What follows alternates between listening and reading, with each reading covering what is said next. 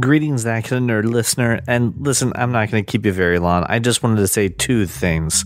Number one, thank you so much for all the fans who voted for the featured art. Yoda won by a very small margin. The Stormtrooper lost by 2 votes. So absolutely everyone counted, and we thank you so much for taking the time to do that. The second thing is read our complete review of Star Wars The Force Awakens on thatkindofnerd.com, written by Ryan Bloomer. It is phenomenal and a must read, and if you haven't seen Star Wars yet, we do have a spoiler-free review for you as well. So tons of options for you on Star Wars on thatkindofnerd.com. And we're going to want to hear from you guys after this episode as to what you thought about the movie, what you thought about some of the theories that are floating around, basically anything that's Star Wars related, we want to hear from you. So without further ado, let's start the show. So, Merry Christmas to both of you. I don't think I actually got to say it to you guys today. Merry Christmas. Merry Christmas. We're recording this on Friday the 25th, so this is going to come out on Monday, so early Happy New Year's to you, listener. Hope you had a good holiday. I know that the nerds in the world just had a great holiday. We just had Star Wars Day! Woo! Okay, so this is the one and only thing that you're going to get from me. We're going to talk about Star Wars this entire episode. So we're going to talk about Star Wars The Force Awakens. If you haven't seen Star Wars The Force Awakens, turn off the damn podcast now, go see the movie, and come back. We'll still be here, I promise. This isn't one of those like, oh, you know, you're not really, I mean, we're going to spoil some things, but in the scheme of things, it's really not that bad. No, like, this is going to, like, can totally destroy your movie experience if you're listening to this and haven't seen the movie. That being said, you have been warned. I want to get into this thing. So let's dive into it. Let's talk about some first impressions. Before we get into first impressions of the movie and what we thought and spoilers and all that stuff, let's talk about numbers real quick. This movie made a shit ton of money. It broke the opening day record. It made 128 million opening day between Thursday night and Friday, which beat Harry Potter, Deathly Hallows Part 2, which was currently holding the position at like 99 mil. This made 128 million. And it beat Jurassic World for opening weekend. It made 238 million opening weekend, beating Jurassic World by about $30 million. That's huge. And Jurassic World just got that moniker. They just got the highest grossing. And the best part about it is it fell shy of worldwide opening by about 9 million because it hasn't opened in China yet, which is the second biggest movie market in the world. So once it opens in China, this movie is just going to make so much money hand over fist. It's going to blow Avatar's record out of the water. I can't wait. So that being said, how many times did you guys see the film? I saw it twice. Brian? I saw it twice, but by the time this airs, I will have seen it 3 times. Yeah, and I'm going for the second time tomorrow morning.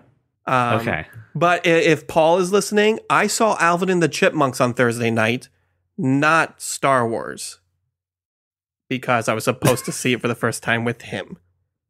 So, Paul, Alvin and the Chipmunks was amazing. If you don't want it spoiled, pause this podcast.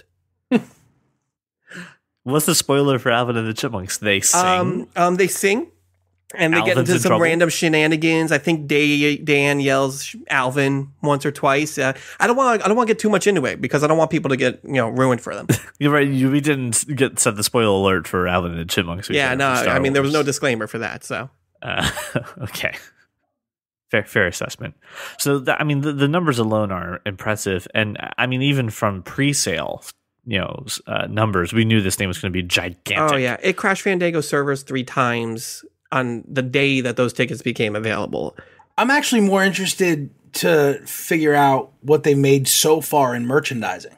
Yeah. That's the funny thing. That's not even because it's got to be way more than what they made on the movie. Oh, yeah. Not including any merchandising, toys, commercials, anybody who bought an Acura because they said something about Star Wars.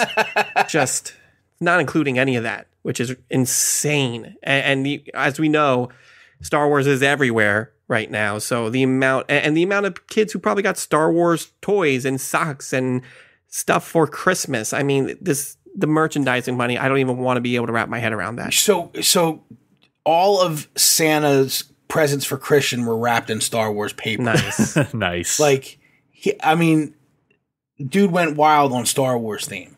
Good. Santa's a fan. Santa is a fan. I mean, Right. he'd be stupid not to be. I mean, if you really think about it, Santa could be a Jedi. I think say he is like part Jedi. I would He's give him gotta part be. Jedi. So he's got the beard, all right? He's got basically a spacecraft with the reindeer flying around. Sort of silly, loose-fitting robes. Yeah. Exactly. Yep. And the power to read people's minds, know if they're Yeah. naughty or nice. He knows when you're asleep and he knows when you're awake. I would say partial Jedi. If there's any real Jedi in the world, Santa Claus, he's up on my list of top people that would have those powers. Absolutely. All right. Fair enough. He is definitely the light side as well. So let's do this. So Krampus is the dark Krampus side. is definitely the Sith. I've seen that guy force choke somebody. I know there's a movie about him out. Pretty sure he force choked someone in that movie. All right, so let's do this. Let's talk some first impressions. Let's get this out of the way, and then we'll go right into the big spoiler because it's the one that hurts us the most. Josh, what were your first impressions of walking out of this film? All right. So leaving the theater, I was still processing, right? Mm-hmm. Lots of story. I thought it was great. I will say this. I was completely distracted by the stupid 3D. Just thoroughly distracted. But every time I turn my head, everybody but the principal is blurry. And then it was just awful. Just awful. So I was actually a little angry because I felt like I missed pieces because I was distracted, and I didn't like that. But I get more and more excited to go see it again tomorrow morning with Christian for the second time and Laura and Zoe for the first time. So I was crazy about Finn's story arc. I was crazy about the way they developed the characters, and you guys, when you were talking about it feeling more like the original trilogy than the prequels, it absolutely did. Yeah, absolutely. It felt like A New Hope. Mm-hmm. Mm-hmm. Yep, absolutely. I totally agree with that. That's my initial impression. Brian, what about you?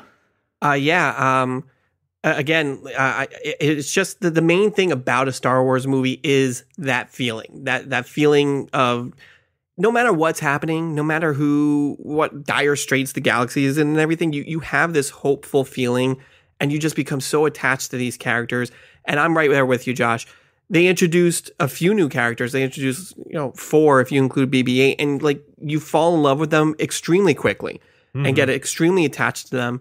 And the characters that we already love are almost kind of like backdrop and scenery at some points, which, and you should be angry about that, but you're not, because these new characters are so great and they're so interesting to watch. I was watching it alone in the theater and I just had a smile plastered on my face the entire time. And every time I thought I would go back to like resting dick face, something happened and I just got a huge smile on my face again. The little homages were perfect for people. You don't have to be a Star Wars fan to see this movie, but it helps.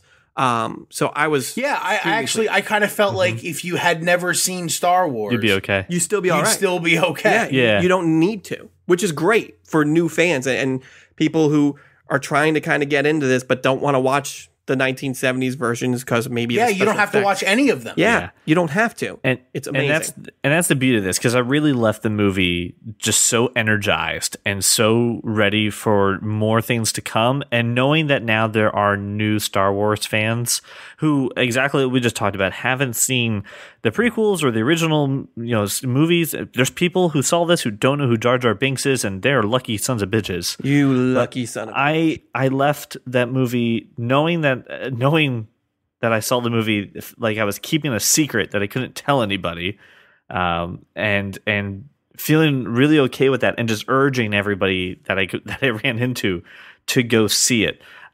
Nothing seriously, no pessimistic feelings. No, I wish they would have done this. I was extremely excited, and I was really proud of the job that they did on this franchise. So first impressions, I was giddy with glee, and I couldn't wait for the rest of the world to feel the same way I did. So I want to talk about the big point here, and I want to start with Josh because there was a moment that I had with it. So again, seriously, when Han Solo dies. Yeah. Okay, so You just go right for the gut. Oh, dude, we're going to talk about this.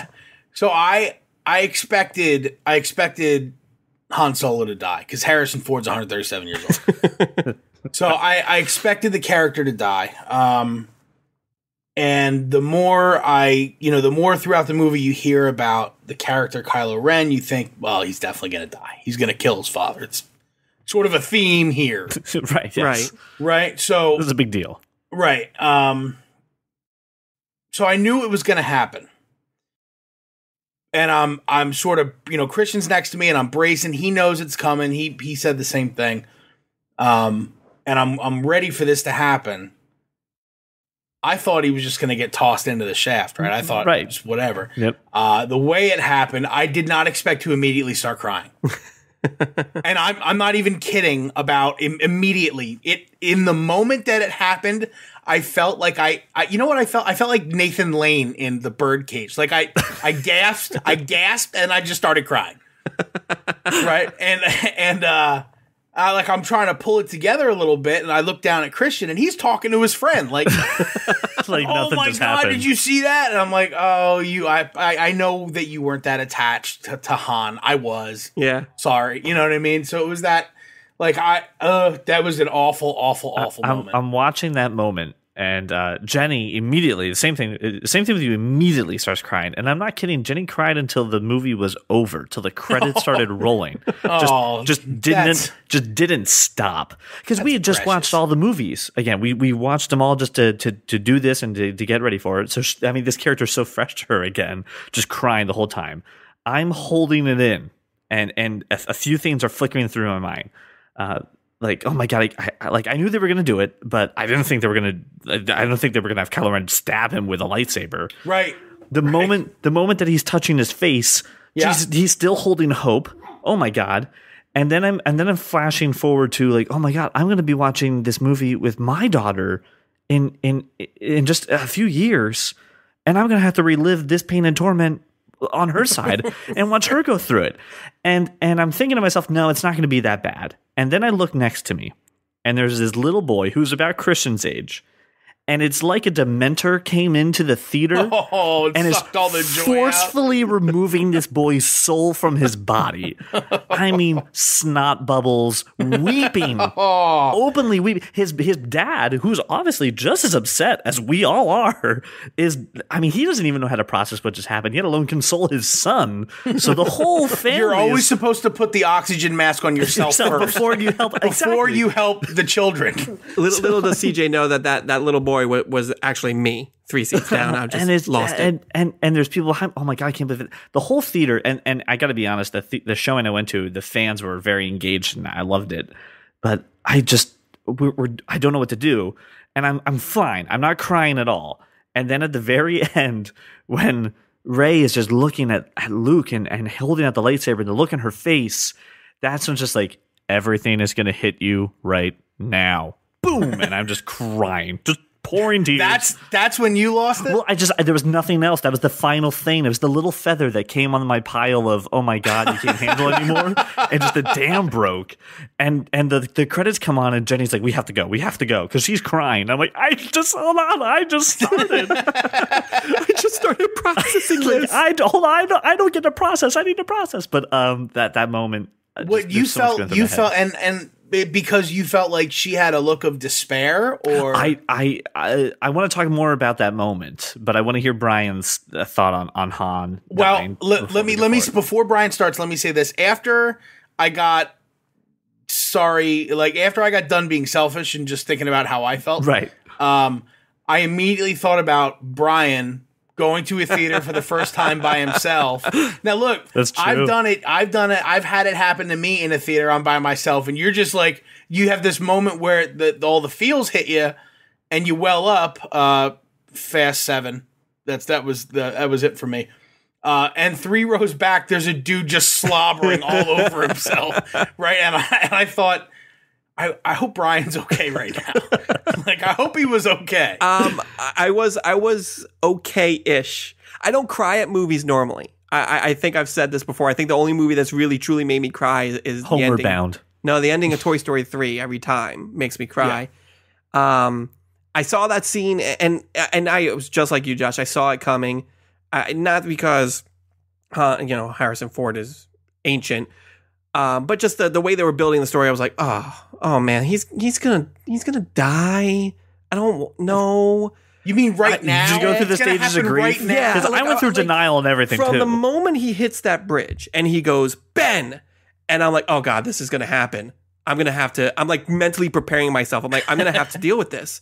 Like, I don't, what do I do? Like, the guy next to me is like, really engaged. I'm like, I don't know you. I can't cry on your shoulder. Like, what do I do? And it happened. And what do I do with my hand? Yeah, I'm like sitting there, like I'm holding the popcorn. I'm like, do I just throw the popcorn in the air? What is the appropriate reaction for this? And it happened, and I started tearing up, and I was like, okay, I can do this. I don't have to weep. I'm like, I'm keeping it cool. The thing that broke the dam for me was after the big fight, and the Millennium Falcon comes up, and Chewie's in that cockpit alone, and I was like, oh my God, this is like the first time Chewie's been in the Millennium Falcon by himself. And I was like, oh my God, Han's never going to be sitting in that seat again.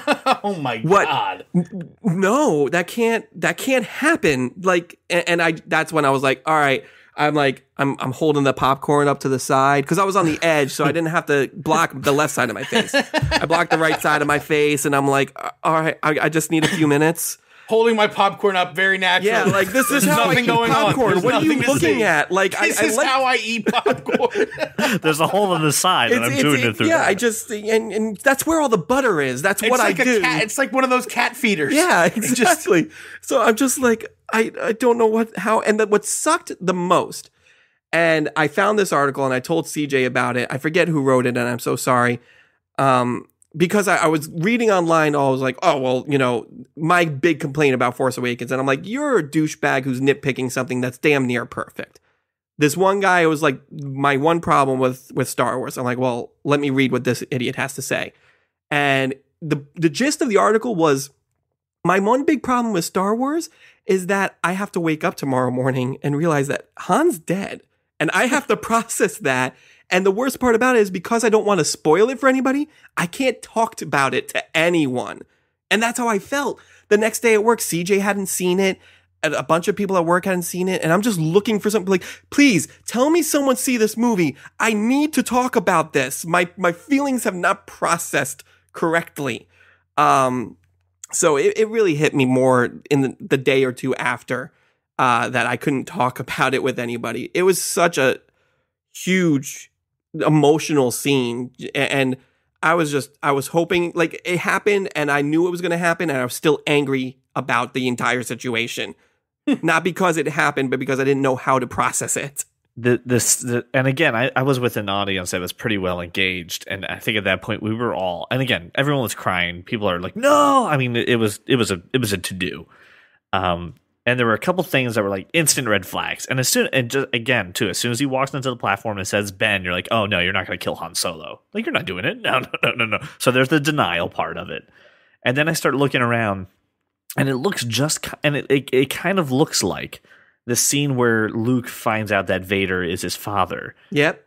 It has that look to it, which is great. So they're calling on that too. So like, all right, really important things are going to happen here. I think Han Solo's going to die. Shit, they're going to kill Han Solo. Then he, gets stabbed, falls down, and I'm like, okay. Now in movie logic, there's always hope. He could survive. Totally hope that he can survive. Then there's the scene happens and the planet is blowing up, and the whole theater is applauding and cheering, and I'm like, you idiots, you don't realize what you've just done. You've just applauded the confirmed fact that Han Solo will never come back, that he can never come back. You sons of bitches. So upset about it.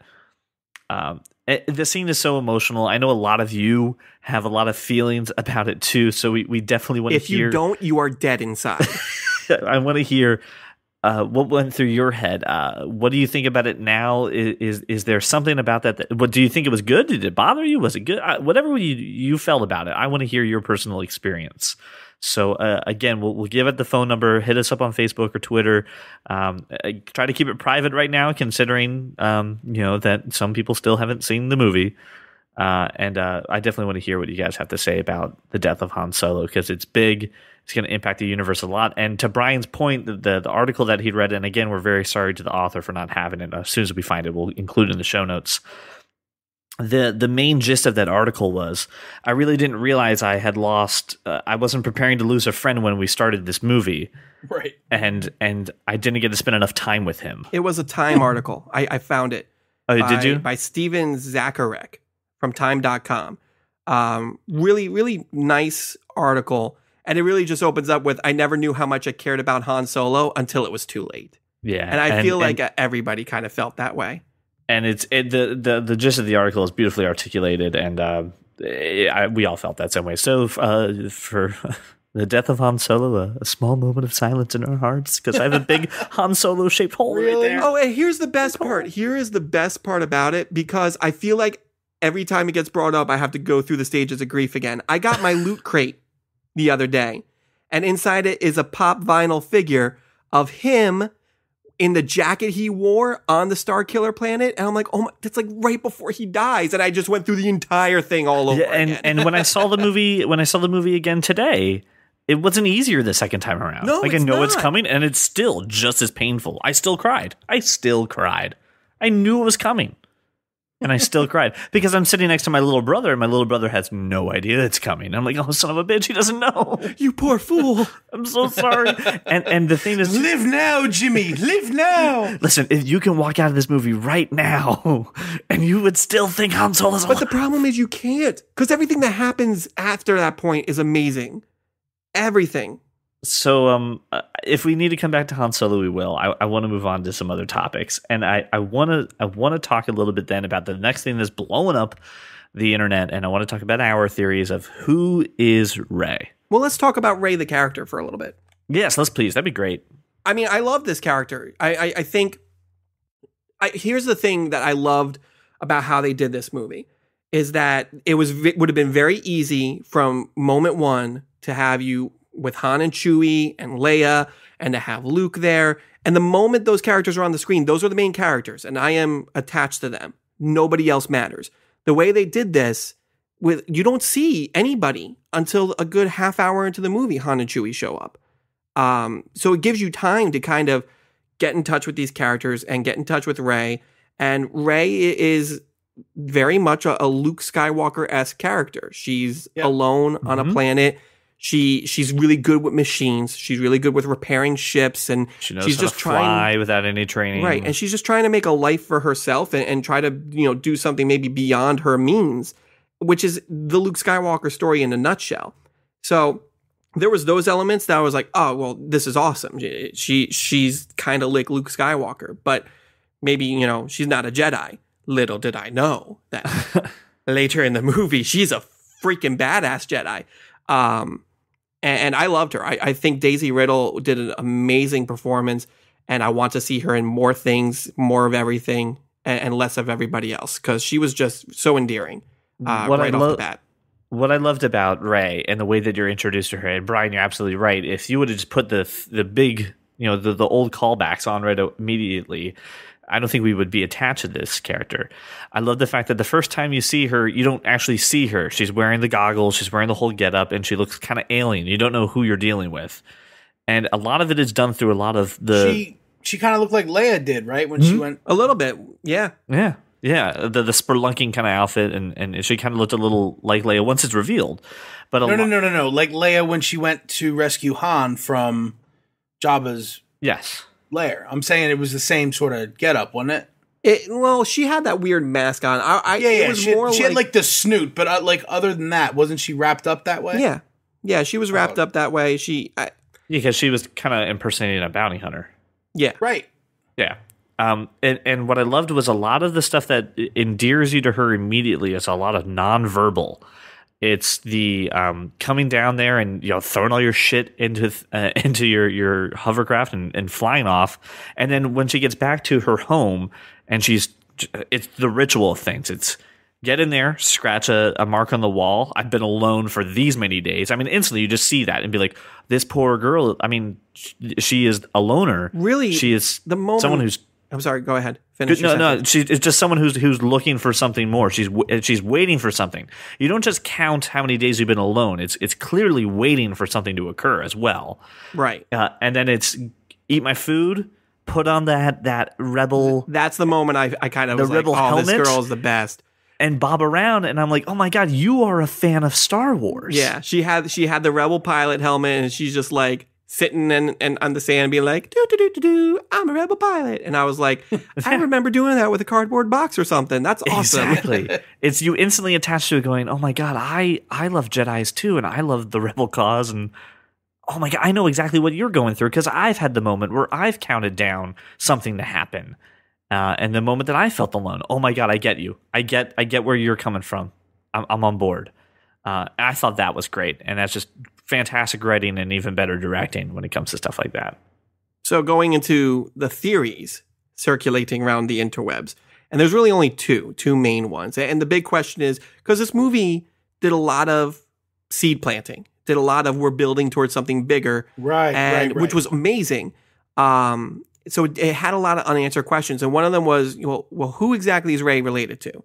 Because later in the movie, we find out she has the ability to use the Force. She's obviously a Jedi of some sort.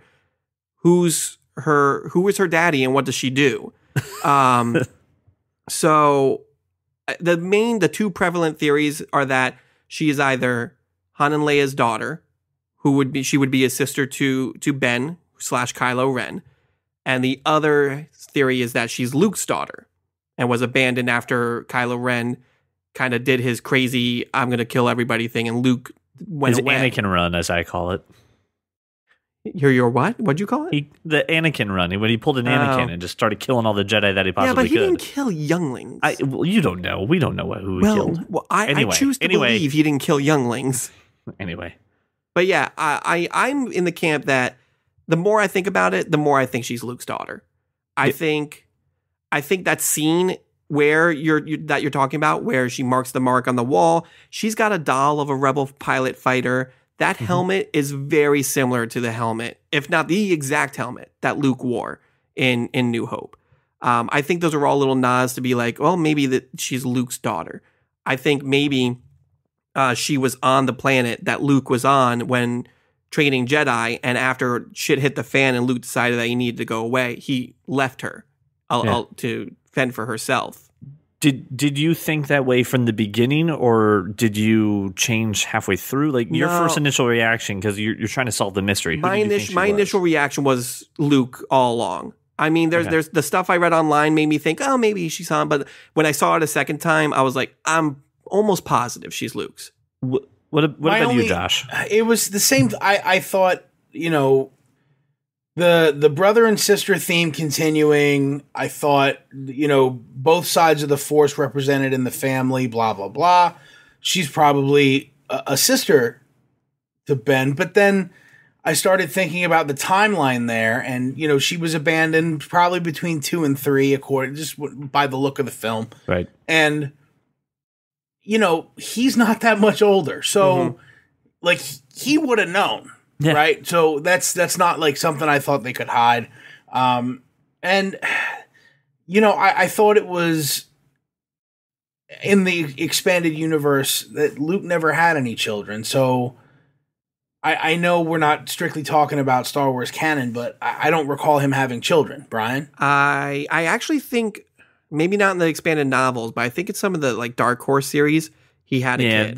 There is something that he has. Some of the comic books. I'm pretty sure he has the beauty of Disney owning Marvel and the Disney. No, I know. I thought that if they're going to go that way, then there's got to be also backstory about her mother, and that's another character you got to create. I'm just not. I mean, I'm not crazy about that theory. Some relation to Obi-Wan, I could buy. So are you on the solo? Are you on the solo side, or are you on a third party that's going in a different direction? I don't think it's related to Leia. I don't think she's related to Leia at all. At all. No. So she's someone else's kid who happens to have a bunch of midichlorians. I can't explain. Do not say that word. I can't wrap the Luke connection. I can't wrap my head around it right now. First of all, no, we have to address this. Midichlorians, A, are never mentioned in this movie, and B, are a curse word to all true Star Wars fans. You do not say that on this podcast. Just listen. There's some people. No, they're wrong. And they're wrong. Brian, I actually don't mind. I don't mind. You're killing me, Josh. I like the story. So, for me, it's a couple things. From the get-go, I thought Luke, because that's just how everything's kind of set up. It's very Luke-esque. Something about her just has this quality where I thought Luke, and to be honest, I'm really hoping that they're not brother and sister, because I just see that as a continuation of the brother-sister storyline, and we've done that in Star Wars once. There's no need to do it again. Why not? It's just I just find it to be a little, let's just repeat the trilogy thing, and I want this to be something different. I want this to have some unique thing for it. They just the biggest thing that happened in the movie was a son killed his father. Which is why I think you're allowed to do one big, let's copy the original trilogy and then let's move on to something unique and different. Here's the thing, though. The things that point towards, and I'll vouch and I'll explain the Solo theory, is that she instantly knows her way around the Millennium Falcon and just knows how to fix it, knows its ins and outs, but also knows how to kind of make it purr and do that. And the only person who's ever been really able to do that is Han and Chewbacca, Chewie, if he's got the skills for it sometimes. But mostly it's Han's direction telling Chewie what to fix. She looks up to Han like a father figure. She is enamored with him the second that they get the opportunity to spend time together. Han offers her a job on the Millennium Falcon, says, fly with me, come be part of this. I think it'd be great. Here's a gun, kind of treats her like that. So a lot of people were just saying a lot of evidence going that way. And then when you look at some of the Kylo Ren stuff too, you're like, well, there's some even more proof. But I don't think that's the case. I mean, when you think about it, that's the same type of relationship an uncle would have with his niece as well. Exactly. And here's my theory, Josh, and this is why I think it could be Luke. And there's a big puzzle piece missing, so I'll acknowledge this. There's a big gaping hole in my theory. But it comes down to this. A gaping chasm, perhaps? I don't know if I go that far. I agree that if she is Kylo Ren's brother, he would know about her, and he would be searching for her more actively than he was, because he was going after the droid, not going after her. My theory comes down to this. I think she was training with Luke, or was with Luke right before Kylo Ren went, Anakin on everything, or after, whatever. He was with her. Because she had because once she gets the Force awakened with her with Kylo Ren, she instantly just kind of understands, I can manipulate a stormtrooper. If I focus a little more, I know how to fight. And I can get this stuff instantly, just has an idea. So here's my theory. She had some training with Luke. When shit's starting to go bad, we need to separate her from Kylo Ren, because I can see the light in her and it's very strong, and I can sense the dark coming in him, and it could be big. So I think that he repressed somehow with the Force, repressed her memories and her training of this experience in her life, put her onto this planet to hide her, just like Luke was hidden from Vader. And once the Force was awakened, some of that training is starting to kick in, which to me also suggested the look on her face at the end of the movie once she finally finds Luke, and why Luke's lightsaber is calling to her in all those experiences. Are you saying all of this because somehow your MK Ultra was triggered because of the movie? Yes, I flashed in this movie, absolutely. Okay, I'm just making sure. Well, I mean, and to me... Now, the big gaping hole is, who the hell's the mom? And I have absolutely no idea. Right. For me... Not a clue. I don't give a shit who's the mom. That's just me. You should. I really don't. That would be a good story. I mean, it would be an interesting really story, good. But I feel like it makes more sense to me because, listen, Kylo Ren just went and is trying to kill all the Jedi, and Luke has pretty much got a target on his back. So he's not going to keep his daughter around with him for potential safety reasons. So why not leave her alone, kind of dump her on this planet and make sure that she's safe? Yeah, she'll be alone and she'll never know who her father, really was or anything, but she's alive. And that's all that matters. You don't think there could have been another You don't think there could have been another Jedi somewhere close, like Obi-Wan was, watching over her? I do. I think there is. In the beginning of the movie, I don't think she's Luke's daughter, man. Well, hold on. I think she is, and I think there was someone watching her in the beginning of the movie when they open up and they're on the planet. What's the name of the planet? I'm sorry, Jakku. I forget. Jakku, right? Because everyone wants to go back there. That older guy crazy. at the beginning was probably watching over her. The old dude, because they're on the same planet and they're not that far from each other, even though they have to travel a bit because BB-8 rolls out of there. That old guy not only has the map to Luke Skywalker, but has knowledge of the Force. Maybe not an actual Jedi, but maybe a friend or a counsel to the Jedi, or Luke at that point, who's remaining. But we don't know who he was. Don't know who he is. Don't know who he is. Don't know if he's coming back. Don't know if it's ever going to be explained. But that could be somebody who is watching her even from a very far distance, or just making sure that no one comes to that scrapyard area to kill her. And the reason why the map is hidden on that planet to get to Luke Skywalker is in case she decides to, in case something comes back to her, she can get to Luke. That, again, theory, big gaping holes and everything. I get it, but that's my initial theory. This old guy is someone who's watching over her. Because we don't know much about that. That's good. Well done, CJ. Right. Thank you. I thought long and hard about that. Enjoy that compliment. It's your Christmas gift.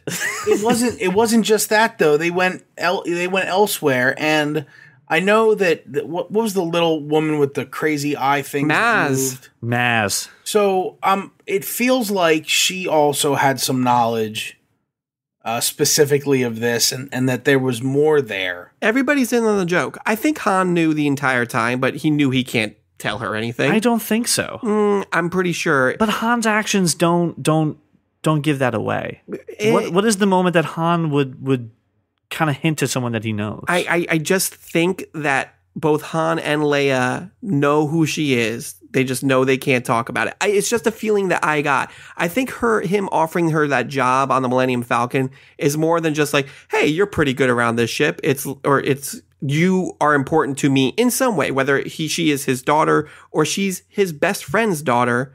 I want to keep an eye on you.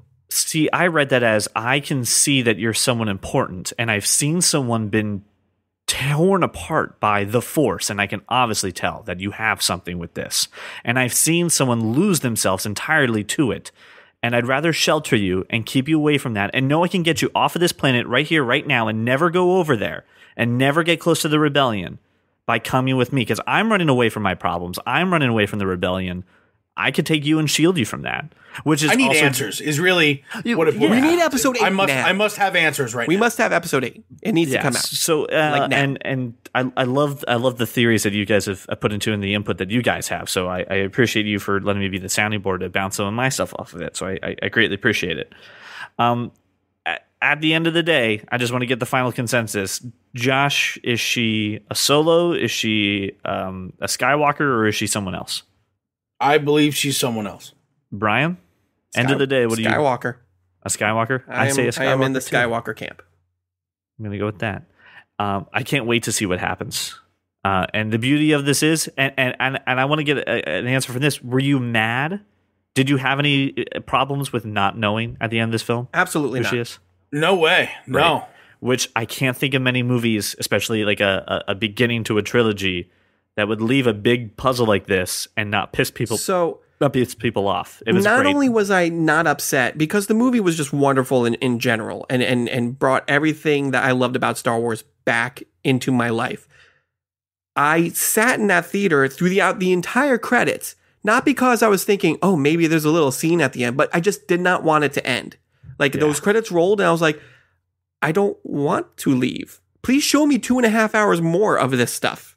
Do you have episode 8? Play it now, because I need to watch more. Brian, we were talking about this a bit, and Brian was like, and I just sat there and I was just waiting for it. It's like the credits would end and they would be like, hey, Brian, I know you're really upset, but we're just gonna play the next one. We're gonna play the next one for you. We're just gonna play. All your questions will be answered. We're just gonna play the next one. Way to go, true fan! You sat through the credits, and here's your reward: the next movie. What if episode 8 answers most of your questions in the first? Hold on, in the first hour 15, the first half of the movie, and then spends the next hour 15 twisting that all up. That would be awesome. That's fine, because isn't that what Empire did? I guess. Listen, as long as they don't The answer... storytelling is better now. Yeah, never mind. Listen, as long as the first storytelling's hour better. doesn't like answer all my questions, and then the next hour and a half concentrates completely on the Senate and pod races, I'm fine. I'm completely okay with it. Yeah. Guys, the theories on the internet are going crazy, and They are they're strong going with the internet right now. everywhere. So if you agree with one of us, we want to hear from you about that. If you disagree, we want to hear that even more. If you're in the camp that Josh is, that there's a third option, because really no one's exploring that. Everybody's going to tell me I'm stupid. Listen, there could be a third option. You don't know. Everybody's going to tell me I'm stupid. We'll do that. So let's talk about the other characters. I was just about to say, let's talk about the ones that popped up. Rey. I absolutely positively love Finn, by the way. Yes. Yep. Finn, I left the movie with him going, I think you're my favorite character. And here's the funny thing about this. As we were talking about Star Wars, there's the thing from How I Met Your Mother where Marshall is talking to Ted about Sarah Chalk's character never seeing Star Wars. And he goes, everyone's seen Star Wars, Ted. The only people who haven't seen Star Wars are the characters in Star Wars, and they've lived through it. My hetero life mate hasn't seen Star Wars. That's not completely true. He's never seen one all the way through. He's never seen any of the movies the whole way through. But he's seen them. parts. He's never seen Star Wars. He doesn't know. He doesn't know from Star Wars. Okay. But what I loved about these characters Maybe he was in Star Wars and he just won't tell anyone. Maybe he did live Star Wars. He was a stormtrooper. Who knows? What I love about these characters, what I love about Finn, what I love about Poe, what I love about everyone that we run into, with the exception of the four that we've known from the previous movies, is Star Wars is new to them too. They've never seen Star Wars, and they're fans. How great was Oscar Isaac? Oscar Isaac was amazing as Poe. Oh my goodness, it was great. Good. It was great. Do you talk first, or do I talk first? What's the... Yeah, that moment where he's in front of the big bad and he's just like, so do you talk first? How does this work? Like, do I talk first? You're awesome. I love you. I love you. Yep. And the fact that he got into an X-Wing, I was like, that's still fucking around? Holy shit. And just, he's the Han Solo. He's charming. Right. He kicks ass. He's right off, kind of off the cuff, does things his own way. He doesn't do everything necessarily by the book. And that's awesome. Did you guys think he died when I thought he was dead. The TIE fighter blew up? Yeah, I was upset. I was upset about it. Yeah. I was like, that's a good character. I can't wait to see more. Oh, You've just known died. that character Okay. for a full 10 minutes. And when they show you that TIE fighter sinking and you're like, no, like I really liked you. Why would you do that to me? My that was favorite great. But that made you love Finn even more too. Because right there, you're in that moment with Finn.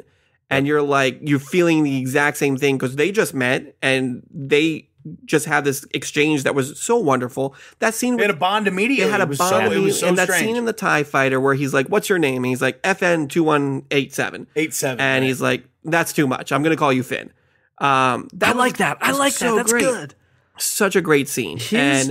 It was so heart-wrenching to watch that character go through it and then have to walk across the desert in this clunky stormtrooper outfit for most of it. Here's what I loved about Finn. And it was a couple of moments. Number one, my favorite moment, absolutely hands down, of Finn, was when they're on the Death Star planet, which I'm sorry, Starkiller Base. Starkiller Base, and they're like, "Well, how are you going to disable the shields?" And he's like, "I don't know. I work sanitation. People are counting on us." And he goes, "Oh, we'll use the Force." That's not how the Force works. That's not how any of this works. That's all I thought about.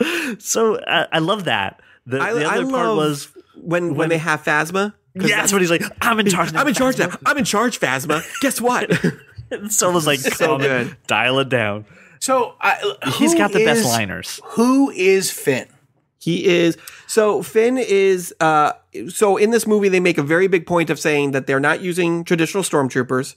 They are reconditioned soldiers, kids who are grabbed. They had the backstory where he was abandoned or whatever. They grab them at a very young age or at birth, and they pretty much mind wipe them into being soldiers for the First Order. Mm-hmm. And and another great scene, and a scene that you don't even know he's in, is that first scene where he sees one of his stormtrooper cohorts get shot, and he does that like little blood print on his helmet, and he like he just snaps, and he's like, I don't want to do this. I can't do this. And the first time I think we've ever seen a stormtrooper bleed. First time you've seen anybody in this trilogy, in this series, bleed. And make them human, which was very interesting. It's what made a stormtrooper human for me really quickly. Right. Like, holy shit. So, but immediately they started talking about, a malfunction or whatever the word they used, showing signs of. But they said this was his first. Right. No, I get it. But doesn't it make you feel like there's something that happened, who he really is comes out? Yeah. Right. Yeah. So my issue is this dude wakes up and knows how to use a lightsaber. Who is he? Well, to me, I don't really think he necessarily knew how to use a lightsaber. It's just like when you grab the empty wrapping paper tube and started beating your little brother or sister over the head with it. Yeah, he was doing fancy pants with the lightsaber. But he's way more comfortable with a blaster. The moment he gets the chance to grab a blaster, he does it. Like he really is not comfortable using that weapon. What's his backstory? No one knows. No one knows. It was just the beauty part about it. Here's my thing, and I'm sorry we're all over the place, so if I need to be reined in, someone smack me. Rated in, CJ. Part of this movie something that fascinated me, and I caught it on the first showing, but it was too late, but I paid attention to it on the second movie, is the bit about the eyes. That if you live long enough, you can start seeing the same eyes in people. And she sees and she says something about, I see someone who's looking to run away. I see a man who's looking to run away. And something else, and I'm so sorry, that I think there's more to him than meets our eye. Hence why he has the nonconformity moments with it, why he gets awakened by some blood, and why, just like you said, Josh, even though he has a little bit of military training, he can pick up a lightsaber and kind of start doing things. He doesn't have good skill at it. Hence why, just like Brian said, when a laser becomes available, he's like, I'm going to pick this shit up and use this instead. There is definitely more to him than meets the eye. And I'm very interested to see where they go. But this thing about eyes is going to come in when we talk about other characters. And I just kind of want to plant the seed now for it.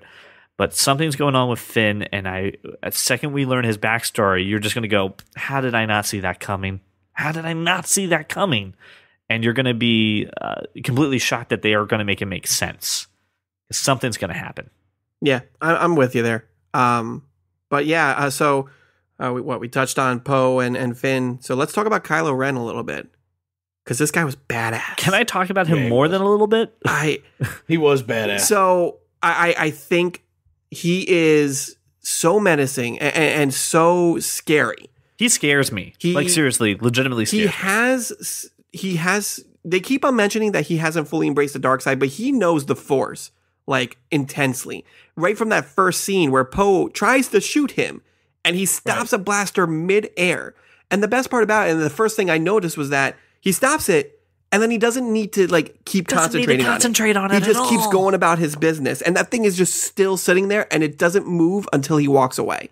The thing about that really scared me is that it's two things, Brian, at that moment. Not only does he freeze the blaster midstream, he freezes Poe. Yeah. Midstream too. He does two things simultaneously with a hand up and puts the hand down and continues on his way. Not having to sit there and hold it, not having to concentrate on it intensely, that he can continue to do other things while his force is going. And it stays that way. The blaster stays midstream until he starts walking into the ship after he's noticed Finn. After he noticed Finn, he kind of jolts him with a little surprise of releasing the blaster, and it blows up a piece of the town. Yeah, that part instantly it's a use of the Force that we've never seen before, and it immediately sets him up to be like, this dude is scary.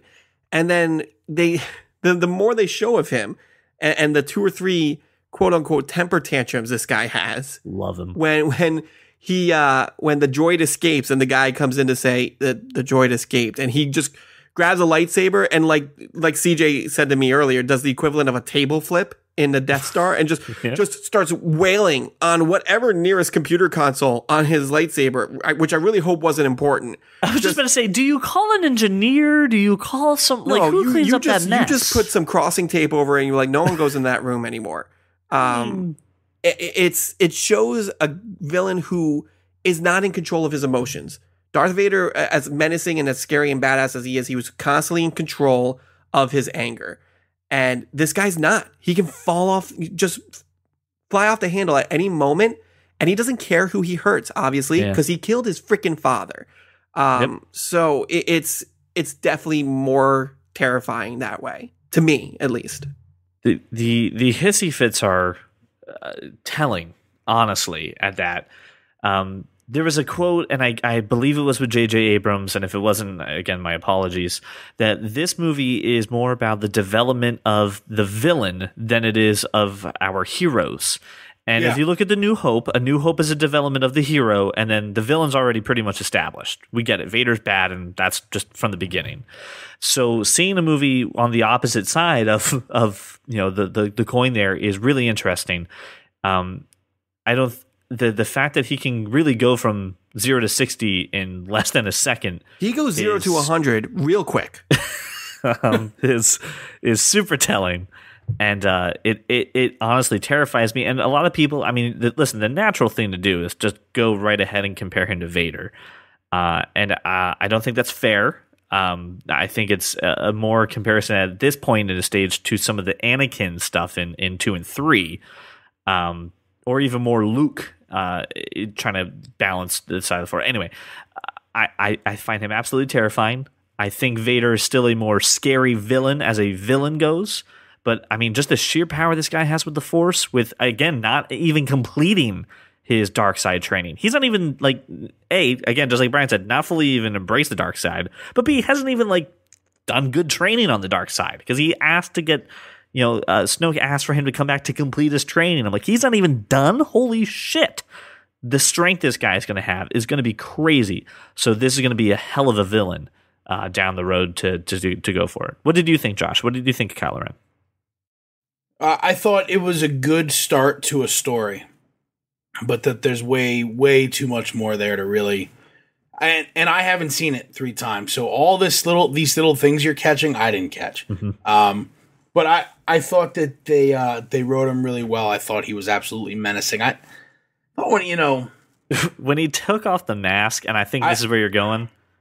People laughed in the theater twice. Yeah, both showings they laughed at him. I'm tking you should have kept it on. And here's the thing, and I was trying so hard not to know anything. As we told, and guys know, I was very, very big fan of the trailers not showing me anything. I tried to stay away as much as I could from this movie about it. When they took off the mask and they revealed it, I know this actor from the HBO show Girls, which is a terrible show, so don't go watch it. Yeah, and he was also in, I think, a movie about Abraham Lincoln. I don't know if it was the one with Daniel Day-Lewis or what, but I know he played something in Abraham Lincoln. I do not like this actor, so I was trying everything I could to just not pass judgment based on the fact that I didn't like this guy. But then at both showings I was at, everybody laughed when he took off his mask. Keep that mask on. That guy fucking terrifies me. The second he takes it off, I'm like, nah, not so much. So here's what I'll say about that. Because it's 11:53 on Christmas night, I'm going to give you your other Christmas present, CJ, and say I was quite pleased that they didn't show me anything in the trailers as well. So you were right. So let that sink in. Unwrap it. Show it to everybody. It's a Christmas miracle. It's a Christmas miracle. CJ was right about something. That when I go to bed tonight, I'm just going to keep playing that like an affirmative message. You're welcome. Yep. Merry Christmas. But I've never seen this guy. So, I mean, I didn't... My initial feeling was, well, he's the son of 2 of the most beautiful people in the galaxy. Of course he's a pretty boy. I mean, Harrison Ford and Carrie Fisher. Have you seen some of the pictures of Carrie Fisher from Return of the Jedi? Yeah, he's going to be pretty. He's screwed up now. Rey made sure of that. So. Yeah, which is why I know that he's going to be wearing the helmet for the rest of the saga, which is fine with me. Or when he does take it off, he's going to have an effed up face. So he's going to have at least one huge scar across his face. So yeah. Okay. What? It's just, and this is crazy. What if he's not their son? What if neither he nor Rey is a Solo? What if they're both Skywalkers given to Han and Leia, one of them, and the other hidden away because Luke was being pursued? What if they were both Luke's? Luke The only thing I have problem with that is Luke wasn't being pursued until Kylo Ren went and killed everybody. I get what you're saying, Josh. My big thing about the character is this guy doesn't have any Han in him at all. So you there's think there's no Solo. There is no I- Solo in him, and there's little Solo in. Hold on, CJ. I'm looking at him throwing these temper tantrums. That's not Han. Right. That's all Skywalker. Right. And I don't think, I just don't think that the story, what did he, No, what did he do? I get you. Like, No, he's no, I born from really Han, do. so he's half Skywalker, he's already diluted. There's no way he would be that strong. So here's the thing I'm thinking for that. Number one is this: even having a mastery of the Force, even being half Skywalker, he's still the male Skywalker, which obviously is very strong with the Force. And Carrie Fisher, if that's his mom, that's why he would have that, because Leia has Force feelings in this movie.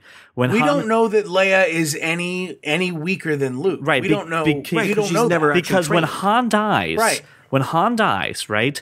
Leia has no information. They cut to her and she No, sinks it was down in like her chair. it was like Yoda when Order 66 was Yep. executed. Yep, exactly. So Or like Leia when Luke's hand got cut off.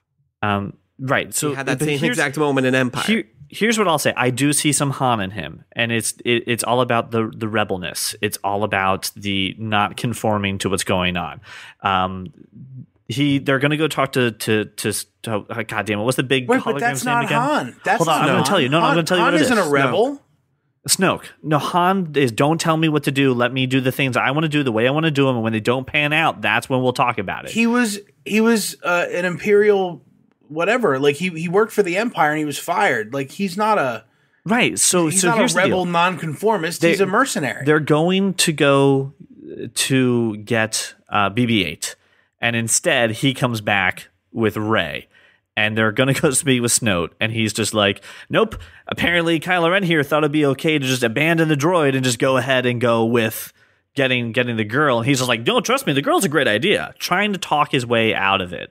Trying to use his knowledge and trying to use his wordsmithism to get out of the fact that he totally disobeyed this order, totally screwed it up, and is costing them more harm than good.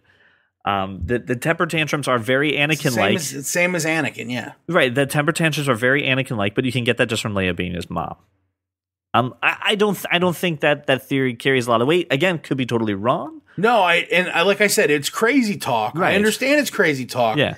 But these are the only thoughts I've had, and I didn't say them at first because it's fucking crazy to say out loud.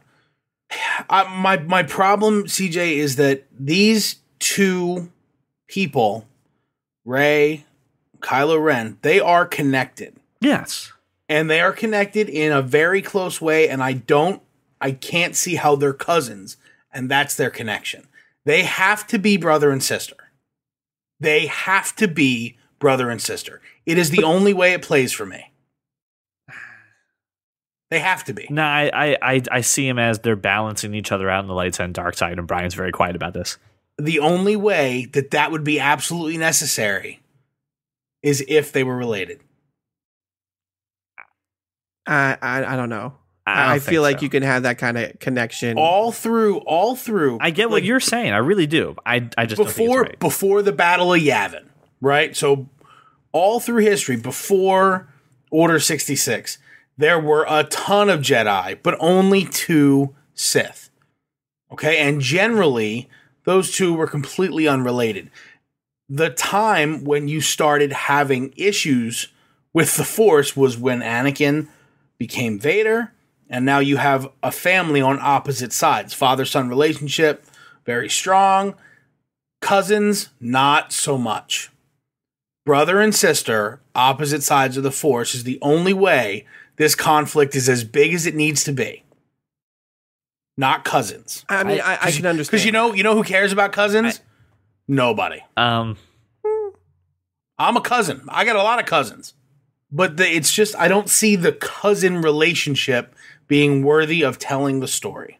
I feel you, but again, There's so much that needs to be explained and needs to be done. I think given a good script, you can feel that connection with Brian. Cousins. All my theories are batshit crazy. I know. And I know they are. You know, go back 20 minutes. I wasn't out. saying any of this stuff, but I've had another glass of wine.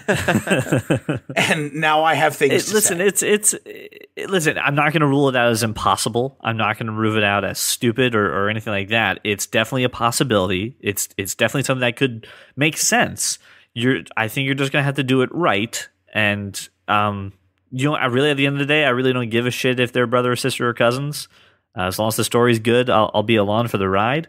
I'm just hoping to not have the same formula for these three movies as we did in the original trilogy. That's the only thing I want. I wore a tie to this podcast, and that ups my rightness quotient exponentially. Like times 10 n to the nth, whatever. That's what this tie does for my rightness quotient. All right. I'll give it to you. There you go. All right. It's my game tie. It's not a holiday tie, CJ. This is my game tie. So here's the thing, and I told you I would come back to this. I want to talk a little bit about the eyes. So this is the part of the eyes I want to bring back to you. General Hux, when he's making the big speech out to the massive group of stormtroopers and people out there, they really start to focus in on his face and his eyes and the way he's speaking, his speech pattern, the way his voice is starting to change, sounds very much like the Emperor. It has this deep, dark, gravelly, distorted feel to it that he doesn't have in any other time he's talking to any character, addressing a subordinate, nothing. When he's at the height of his power for it, his eyes get these very pale blue color, which is not this actor's normal eye color. And he has that weird, different speech to him that I don't hear in any other time. And I'm wondering, again, going on with this thing of eyes, because they mention it several times in the movie. Okay, all right, let's. Could he have something that's very Emperor-like? Let's reel it in just a little bit, because there's one scene where they talk about eyes, and that's they talk about it another time too.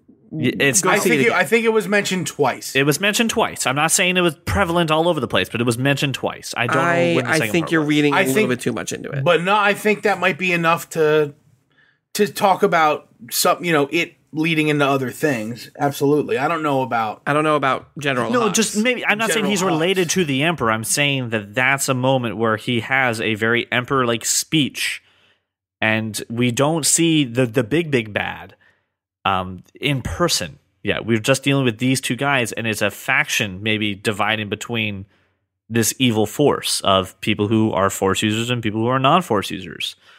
Or does he have the Force and he's hiding it? Like, who knows? We didn't think that, No, the Emperor I just had think he's the Moff Force. talking to Kylo Ren. I don't think there's anything more. Well, to he it tries to than put Kylo Ren in his place several times. Yeah, so did Find your Grand place. Moff How do you talking. do that? Right. Just because he lasted till the end of the movie doesn't mean he's anything bigger. I just don't have my tie on. We're missing a key character. I mean, do you want to spend more time on General Hux? No, that was the only thing I had for him. He was great, by the way. I mean, we're technically missing two key characters, but I want to talk a little bit about Phasma.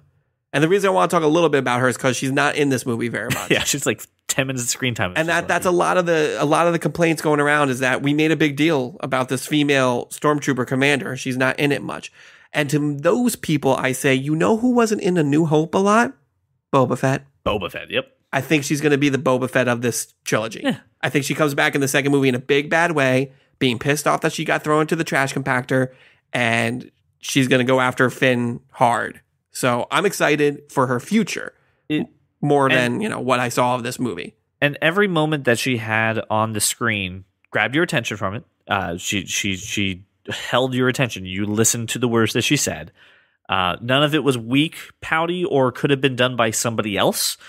And to Brian's credit, at one point he had told me, I wish I would have seen her in one other scene, and that was when Finn first picks up the lightsaber and fights that stormtrooper. Yeah, I kind of wish that fight scene was between her and Finn and not some random stormtrooper and a Finn. Would have been pretty cool. And the other thing to that I think would have made it even cooler is that's the first time, but there's two times in the movie where Finn is called a traitor, right? Yeah, yelled Kylo at Ren traitor. calls him a traitor. Kylo Ren calls him a traitor, and what my wife said, and I have to give her credit, was the way that Kylo Ren yelled traitor to him reminded her of when Anakin called Obi-Wan a traitor in Episode 3, where he's burning on the lava, right? Again, he thinks He's all Skywalker, brother. he's all dead, and then that guy is yelling, traitor. He's all Skywalker. All Skywalker. You're just adding fuel to Josh's theory. Goes to Brian's theory. My wife brought it up, and I told her I thought it was a great observation, and I'll have to mention it. Finn gets called a traitor only 2 times in the film, and one of them sounds a hell lot like an Anakin line. For people who are thinking that there's another option out there, there's fuel for your fire. Josh just popped in my head, and I thought I had to give it to you. All Skywalker. But I'm sorry. I think that she is a fantastic character. I absolutely agree with you, Brian. I think she's going to be the Boba Fett of this series, and I can't wait to see more and more of her. Yeah, I think she's going to be badass.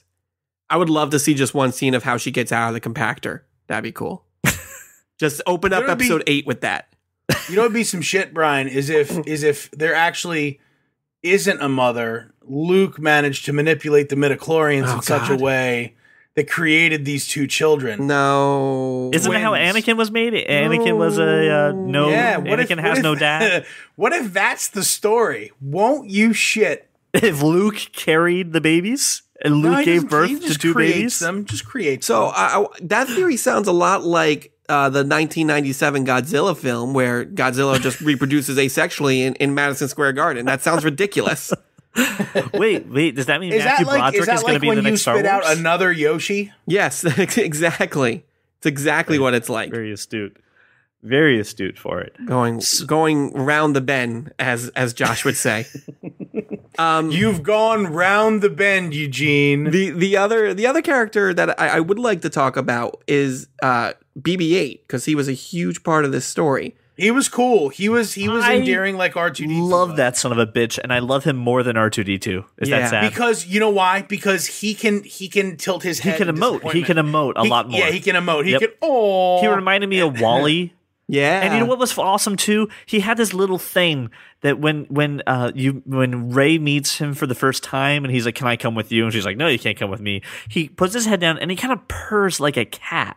Did anyone else hear that? It was just like, and he like purred like a cat. He did it twice too. He did it by R2. I thought he was sulking. You thought he was sulking? It sounded like purring a cat. Sulking. He probably was sulking. I thought he was And all I thought about was if he sounds like a cat, Brian, you could bring him into your house. Right? And because he's a droid, it won't affect the cat-to-male ratio. Stays the same. And there you go. You can have a cat that's Star Wars-like, Brian. That's Star Wars-like. Why wouldn't you want this? I'm just saying. You can probably buy one. I think they're like $160. They're $150 for a BB-8. There you go. Yeah, RC car essentially. And what I did like about BB-8 too was it was, again, this is part of taking the formula of New Hope and mixing it up a little bit. New Hope is driven by R2-D2 being on a goddamn mission to get classified information to somebody. And this is the same thing that BB-8 does. BB-8 is on a classified mission to get his information to somebody and is driving the force behind it. And at the end of the day, BB-8 is the reason why we get to Luke Skywalker. He's a very pivotal character in making the action happen, and he's incredibly emotive. Reminded me of Wally a little bit. Just like R2, who is the only, non-human character in a movie that I can remember being memorable. Mm-hmm. Yeah, absolutely. I immediately he's funny. That scene where Finn like pulls him aside, and he's just like, "Listen, I'm not with the rebellion. You need to tell her I'm cool. Like, I'm no, cool. You I'll help you." And he gives him the thumbs up, and he's got this little lighter. The lighter. That was fantastic. I actually have that like a picture of that on my phone now. So anytime anybody does something good, I'm just going to be like. But it was that for me. It was when Finn called him over, and it's like they're having the conversation. And Finn's trying to talk to him, and BB-8 the whole time's like, "No, we need to go over here." Right, yeah. And Finn's like, "No, listen to me." And I'm like, this character is cool. Like the way they wrote him, and I'm assuming it's a him. But the way that they wrote the character, it's really cool. And the funny thing too is at one point when he's haggling, when he's just arguing with him, he goes, "Robot, please." Just lost my shit. I'm like, really? Did we just do that? And I love the fact when he's like looking back and forth, he keeps doing this back and forth between Rey and Finn. I was like, do I tell you? Do I tell him he's with the rebellion? Sure, whatever. He's with the rebellion. Here's your base. I loved him so much. Thank you, Brian. If we went this the whole podcast without talking about BB-8, I would call you guys back up and say, no, hold on. We 30 minutes now. 30 minutes. Whose inner child went yay when R2 powered up? Oh, everybody's. God, right? Everybody. Do you know what was funny? Is I thought, oh my God, do you know what just happened? R2D2 just pulled a sonic screwdriver. Right? Is take the time to go into a deep sleep, figure out a big equation as to where this map is. And it's just like the sonic screwdriver from Day of the Doctor. Well, and they, again, another thing they kind of plant the seed about is that they had this map in the Death Star records. And who's the only droid who's ever hooked up to the Death Star on multiple occasions? It's R2. You're right. So he's had this map this entire time. And he's just now beginning to understand the importance of it and processing it. And when it's done and when he great, I have everything but this missing piece, he wakes up. I thought that was great. Yeah. I feel like the other thing too, the other droid we got to talk about is C-3PO. And I feel hello. You probably don't recognize me because of the red arm. Yeah, I feel like J.J. Abrams and everyone watched The Big Bang Theory enough and was like, we've gotten so many comments about Sheldon and C-3PO being like, we're just going to do a straight up Sheldon moment. And that red arm thing, I just see Sheldon at that point. I don't see C-3PO. The best part about it is that for him to ruin that fucking moment that's happening between Luke and Leia. That's happening between Han and Leia. The best part about it is he ruins this moment. Is like, you probably don't recognize me because I'm the same exact person, droid, except for this red arm. And then as they're walking away, like, it's very faint, but he's talking to BB-8. He's like, yeah, I know. I should get my arm replaced. Like, I should get a new gold arm. Yeah. So that way people will recognize me. And I'm like, are you kidding me? As a kid, I love C-3PO. I thought he was so cool. And as an adult, I realized he's just the guy that cockblocks you for everything. He's just the annoying douchebag who gets in the way. I was annoyed as a child with C-3PO. I did not like him. He's that kid in high school who's like, I'm smarter than you and I know everything.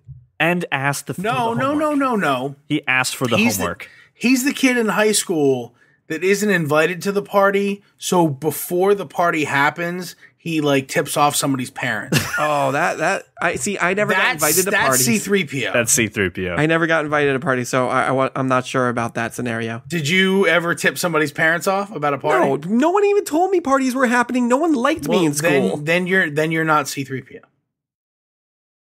Oh, I've always been a fan of C-3PO myself. So. Wait, did you tell me that you identified with C-3PO? In the original series? No. Really, Brian? Well, maybe a little. I mean, when I was little, I was just cool spaceships and Han's awesome and and there's robots and that one's kind of funny and all this other stuff. And it's different from you now. How?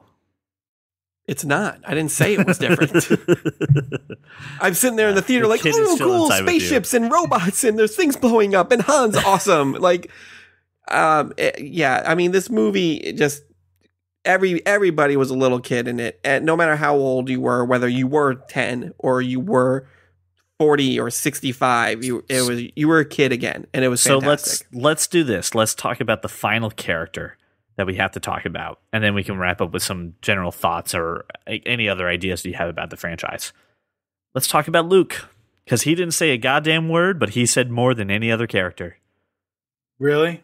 I feel like that scene, even though he didn't say anything, was extremely powerful scene. It spoke volumes. Okay, I'm going to see it again tomorrow, but tell me why. Go ahead, CJ. When she finally gets there, and Luke has been in isolation for, we're assuming, they didn't give a time frame, but I'm assuming decades, right? At least 2. Let's put it this way. 20 years. At least 20 years. If all the shit hit the fan when Rey was like 3... She's got to be early 20s now. He's been in hiding for at least 20 years. So 20 years by himself, not seeing anybody. standing on this ridge, thinking or blaming himself. And again, we don't know much, but in my mind, he's blaming himself for what's happened. Hence why he went into seclusion and trying to figure out a way to fix it. Torturing. Hans says that he blames himself. Yeah, but I mean, we're taking that through Han, so we gotta. So do we trust Han? This all happened with Kylo Ren when he was 5, 6. We don't know. Don't know. They sent him that's away. That's what I'm saying. Luke. So maybe. Like, I don't understand. It's the timeline I'm having a problem with, CJ. Regardless, he's been at least 10 years. Can we at least agree 10 years? It's got to be more. It's got to be more. How old is Rey? How old do you think Rey is in this movie? Early 20s, like Brian. Okay, and then how old was she when she was ditched? You said 3 or 4. I think 3. Okay, so she's early 20s and she was 3. I understand 20 years.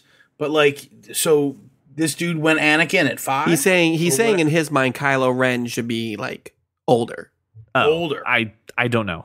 Blame casting. I don't know here's what you the thing. want me to He could be older. He's a pretty boy. Those people stay the same age for at least 10 years. The mask could be doing something. I don't know. Let's not. Maybe get he's got some pretty badass moisturizer in that mask. Our question was why did the scene with Luke speak volumes more than some other characters? Yeah, I want to know that. Why?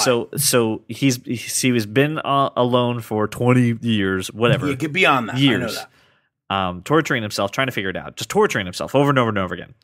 And then finally, from the seclusion comes this woman who clearly has been going through something. And she pulls out his lightsaber, his father's lightsaber, and he turns to her, pulls off that hood, and everything that they say is, again, nonverbal, which is she's looking at him going, there's so much happening that you need to be here to help us with. There's so much that I need from you to help me.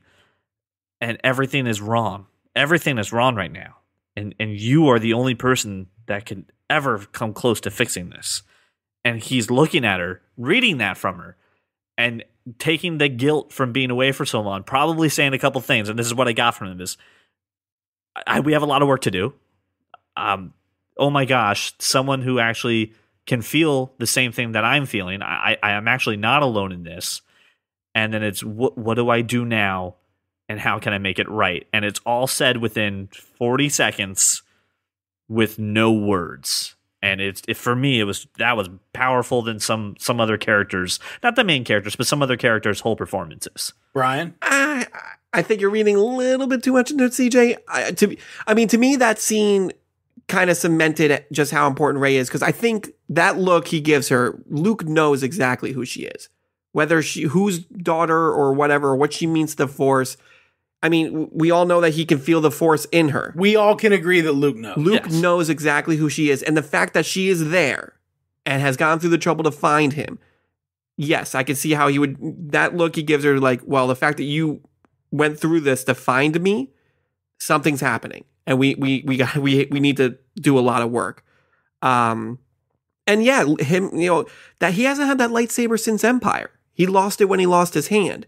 So whether or not, I mean, we don't know. Maybe between episodes 6 and 7, he found it and gave it to Maz and said, "Hey, give this to this person." We don't know, but the fact that she has that lightsaber is a big deal, and he knows it.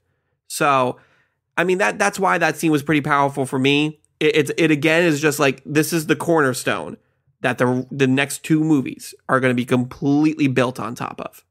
So I read, I don't know, I feel different ways about different characters, and every time Rey was on screen, I felt hopeful, even if her situation looked like it was, filled with despair. The character herself, for some reason, to me, makes me feel hopeful. So the end of the movie for me wasn't all of that. I didn't get all those mixed despair sort of feelings. Every time I saw her, I felt hope. When she climbed in the cockpit with Chewie, I immediately felt okay. Absolutely, me too. This is okay. I have hope, right? She's got this reassuring smile and confidence about her. I just felt hopeful. And at the end, when she's climbing, I don't feel like she's running for help. I don't feel like that. I feel like she's climbing with the hope of righting what's been wronged, and I don't think that I don't feel like there's any despair there. I think that initially that's how Luke is feeling, but I feel like when he sees her, he has hope, not struggle. You know what? I think that tie is definitely working because I wholeheartedly agree. Can I change my answer now? I'd like to change my answer, please. I would like to just put ditto marks instead. Yep. Yeah. Okay. Absolutely. I still think there's volumes again.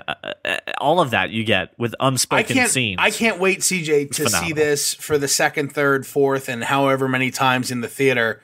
In 2D. Right. Yes, without the 3D. I saw it in IMAX 3D. Not worth it. So that tie. God damn it, that tie. Is that the lasso of truth tie? Is that what the fuck that is? I'm gonna see the Agamotto. I can't wait to get into what you've been doing the past few times is the nuances, the little things.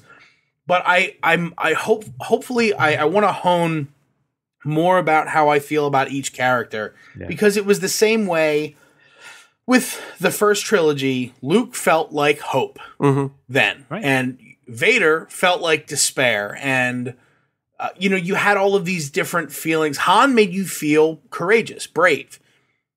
There's different feelings with each of these characters, and I think that that's one thing that makes this the most unique story, really, of my childhood for sure. And it speaks to everyone, regardless of who you are. I can't wait to get more of it. And that actually circles back to one other thing that I want to talk about before we wrap up and final thoughts and everything is not only does that have to do a lot with the casting and the people that they had in the roles, but it has to do with the direction. J.J. Abrams did an amazing job with this film. So good, seriously. Right down to the little nuances that you don't notice the first time through, but like the second and third viewing, you notice those things. He made it feel like A New Hope. Not just in the fact that the story beats were a lot like New Hope. You have this giant planet killer thing. Excuse me, that planet is 8 times larger than the Death Star. It is 8 times larger. But holy shit. Right down to just the camera swipes, the camera angles.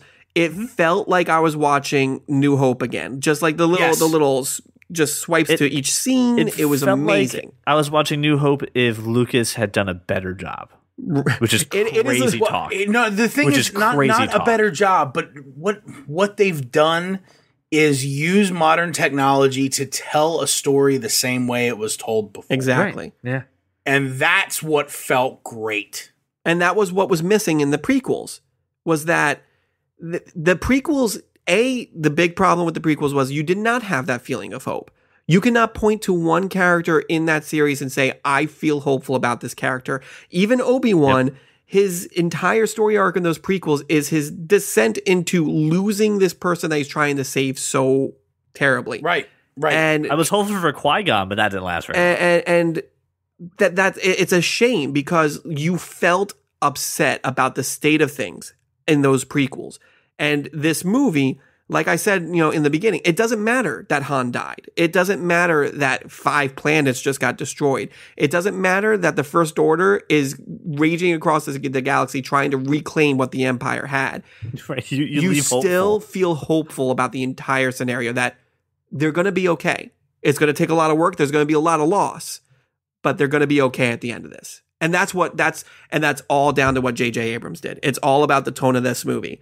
Because that could have so horribly gone wrong in anybody else's hands, and I'm so glad that he was the man behind the wheel here. So I don't know what you guys want to say about J.J. Abrams and the direction of this film, but I've said what I wanted to say. The only thing I can say is this: I read an article that said J.J. Abrams read the script for the next movie and is bummed that he didn't get to sign on to direct it. Other than that, I think it was phenomenal. I don't know. I wouldn't add it. If I were Disney, I'd go whoever we signed on to be that director. Be like, we'll give you something else. JJ's going to take number 8 too. Then you can't, you can't, because you can't give that over to another director after what JJ did with this movie. So you can. It'll be okay. And my final thoughts, and I'll tie it in with J.J. Abrams, is that movies that are influential in your life they make you feel a certain kind of way. They make you, and it's not about the script, and it's almost never about the cast of characters. It is about the direction that the movie is taken and how. And this was one of those movies that I will remember the first time I saw it, because it absolutely made me feel things, a lot of things, and all at once, and all throughout the movie. And the theme for me, again, of hope is what I felt the whole time, like you were saying, even though I should not, but I did. And damn it, I don't know how they did it, but that's an amazing feat to pull off, especially with someone, like me, who is as cynical and who is just in general guarded, to be able to do that when my guard was up because of my expectations and so on and so forth. That was really excellent. The movie, now that I've had some time to reflect on it and ignore the awful 3D experience, reflect on the characters and reflect on the story and the potential, and I've thought about where I think it's going. I mean, it's going to be easily replacing some of the top 20 movies all time for me. I will say there haven't been many movies, honestly, that I will say in about 10 to 15 years I said, yeah, I saw that. I remember seeing it in the theaters, and what an amazing experience. Right now, honestly, on my list, the only one that's on there, and I'm sure I'll regret saying anything, and there'll be another one later, is Dark Knight. The Dark Knight. Watching that movie, saying I saw that in theaters, that was an amazing movie. The world that happened around it and how everyone mentioned it forever is on my list. This is the only other movie I can ever think of that I can think about that. People talk about seeing The Godfather. I got to tell you to pump your brakes right now. pump them hard. Pump your brakes. You just said Dark Knight and Godfather. Pump your brakes. Some people say The Godfather, he says. Yeah, some people talk about seeing The Godfather in theaters, right? Well, I wasn't alive in 1972. I didn't say you were. Okay. Pump your brakes. I'm not saying you. What am I pumping my brakes for? Am I putting this in a class of movie it shouldn't be in? I think so. A little bit, yeah. Let's not go into the Godfather debate. I have some. Let me just say this. There's a couple of movies that people talk about all the time, being able to see it in theater and what a treat it was, and how you missed out because you couldn't see this movie in theaters when it was new, and you saw it sitting on your couch. I'm so glad that this movie is a movie the pantheon of movie-going experience. Exactly. This is the movie-going experience of my life that I'm going to put in number one. This is the thing that's like, you missed out not seeing this thing in theaters first. I'm glad we got to watch it on Blu-ray on TV, or I'm glad we got to watch it there. But man, you should have seen this thing when it was new and in theaters. The world was crazy. That's valid. That's where this experience goes with. That's how I feel about The Dark Knight. Right, exactly. So yeah. I get it. You missed out. So any final things anyone else needs to say too? I thought those were great. I mean, as far as my final thoughts, my first true memory of movies in general was Star Wars. Was my dad breaking out those old VHS and sitting me down and saying, "You're old enough to understand. You need to watch these." And it's amazing how I was 6 years old all over again in that theater, and the feelings that it brought to me. And you guys are absolutely right. This is going to be a movie that, even though it was memorable because I saw it by myself, that's not going to be the reason I remember it. I'm going to remember it for the fact that I was in the theater on the opening day, not at Alvin and the Chipmunks. Sorry, Paul. And it was everything that I wanted it to be. And I felt 6 years old again. I had that childlike wonder, and I got out of the theater being like, I can do anything. And then life slapped me in the face. But for that brief moment, I felt like a kid again. And it's fantastic how they did that. And I can't wait to see it again and again and again and again. So, guys, we've talked for a long time, and I really want to appreciate you to sticking around and listening to us and going a little long. I appreciate you fans for doing that. There's so much that was left unsaid about this movie. I'm sure there's things that you guys wish we were talking about. We just didn't get a chance to bring it all up. I know everyone's got a theory. Everyone has an experience that's with it. So we want to hear from you. Really, we really want to hear what you thought of this new Star Wars movie, what you think the future of this franchise is like, and how you're feeling. We want to be your therapy session for you so you can vent, because I know some of you just can't talk to some of your friends about this. So the easiest way to do that, guys, is have your voice on the podcast with us. Call 484-373-4119. Tell us about your experience. Tell us about your theories. Tell us about how you're feeling. Just go ahead and get the opportunity to get that out of your system and get that on to somebody else. You can also tweet at us at That Kind of Nerd on Twitter or on Facebook, facebook.com/That Kind of Nerd. Thank you so much for the extra time that we took out of this episode. Thank you so much for making us your walk around the neighborhood or your drive to work. Continue to listen to this podcast, and we'll see you next week. Please have a fantastically safe holiday, especially for the good New Year. So thank you, guys, and Merry Christmas to you too. Thank you for recording, and thank you for listening. Merry Christmas and a Happy New Year. Thank you so much for listening, guys.